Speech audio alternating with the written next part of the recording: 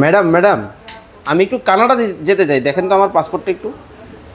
আপনি কি শুধু ভাইয়া পাসপোর্ট নিয়ে এসেছেন আপনার? না, আমার এই পাসপোর্ট আছে আর হচ্ছে ব্যাংক সলভেন্সি আছে। আচ্ছা আচ্ছা, আর কোনো পেপারসই নেই আপনার? না, আর তো কোনো পেপারস আমার কাছে নেই।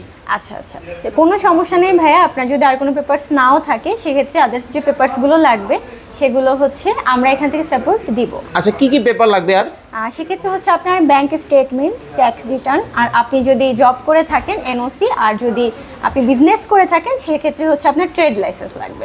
আচ্ছা, এই ডকুমেন্টগুলো কি আপনারা জিআইপি থেকে আমাকে সাপোর্ট দিবেন? হ্যাঁ, আপনার যদি ডকুমেন্টস না থাকে সেক্ষেত্রে আমরা হচ্ছে আপনাকে জিআইপি থেকে ডকুমেন্ট সাপোর্টটা দিচ্ছি।